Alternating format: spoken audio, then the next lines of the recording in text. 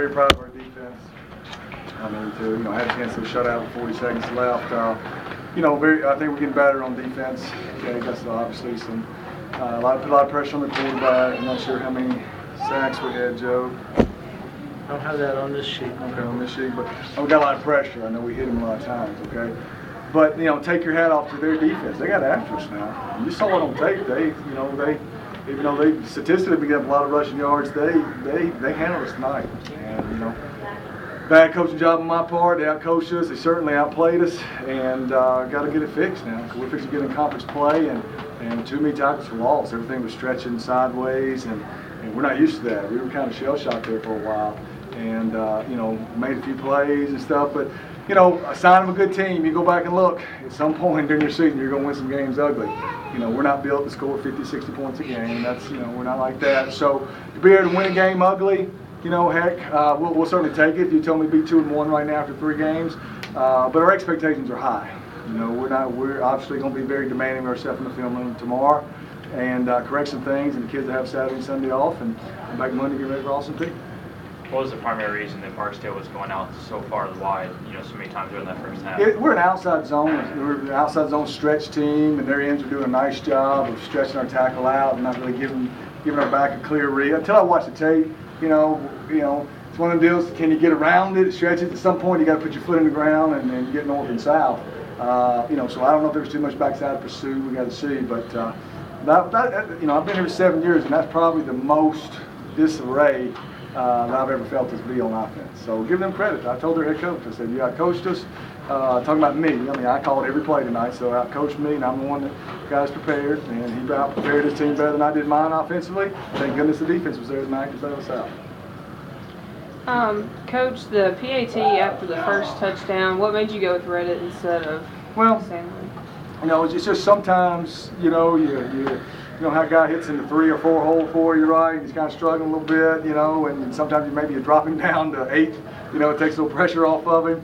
And so that was why we did it. And Cody had missed 2, and I think that's putting you were 2 for 7, so now you're 2 for 9 on the year, and it's time to give somebody else a chance. But we kind of bobbled that next one because there's a new holder, right? Because Cody's left-footed and Jackson's right-footed, so you got 2 different holders because it's very difficult to ask our guy to do.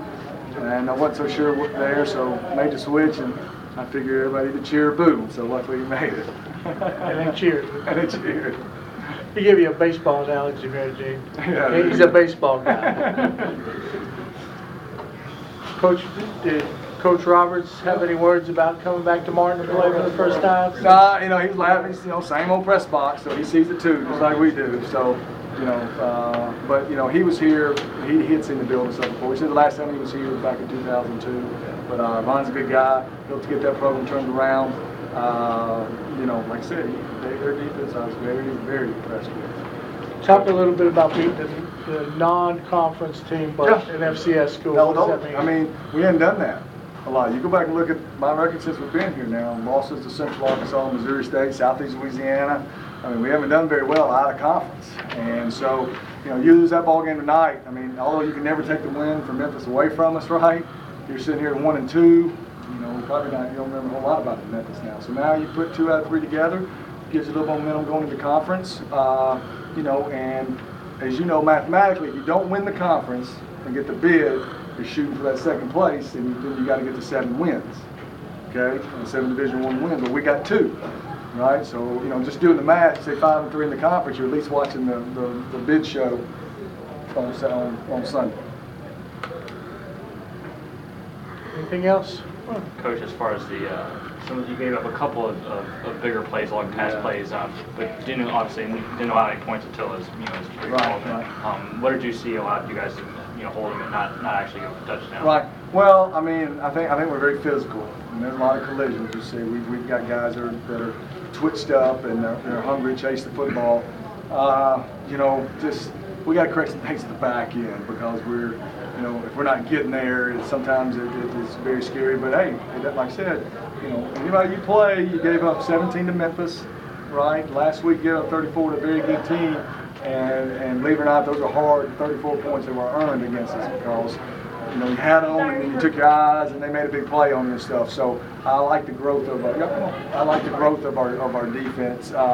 You know, I expect them to get better every week. You guys have an extra point next week. It's awesome to hear a field goal. What do you say to anything? Well, you know, my gut tells me yes, because I mean, you guys been there, done that, okay? You know, but he knows how crucial it is. I mean, he doesn't want to miss them. You know, it's just a little technical thing. I thought the first one he just kind of pushed. Didn't think he really got through it. It's like a golf swing, right? Just kind of hung it out there. You really didn't trust yourself to get the full swing, and that's what happens when you miss a couple. You know, but the guy didn't forget to kick. It's just a mental thing. That's why I think it was important for those extra points. You know, try to get him going, because he's a good player. We're going to need him. Coach, were there any players who really stood out to you tonight? I have to watch the tape and know a little bit more, but you know, the effort from you know, DJ McNeil just gives us a lot of energy at the running back spot. He's just physical and stuff, and you know, he didn't have a lot of yards. You know, but he just kind of gives us, you know, a little bit of physicality, a little energy. He kind of holds everybody accountable. If you're not playing hard, you know, he's going to get on you, okay? And I thought, you know, Derek made a couple of smart plays, right? They didn't cover the receiver one time when our tempo stuff, just threw it out there to him, and that was a big play. You know, Jason McNair made a big play. But bottom line, offensively, we were just this way. I think Quentin will get that open again this season. I know, that was great. We got Quentin to score though, man. But I'm gonna tell you guys, he busted a Versa sack last week. You know, we had a concussion. We have one of our receivers out with a concussion, Jeremy Butler, who is a very good player. And you know, so we didn't have him today. You know, Q's kind of wasn't as twitched as he usually is, and sharp and as quick. So we were hobbling a little bit. John Johnson, our left guard, went out probably about the fourth series, okay, with the MCL sprain. All right, don't know if he'll be back next week. We'll see. So they beat us up pretty good. Jeremy didn't play at all tonight? No, didn't address, and that was from that hit last week on third down. Heck of a hit. Yeah, it was, and so making concussions what he did. Anything else? All right, guys, appreciate y'all. Thank you so much.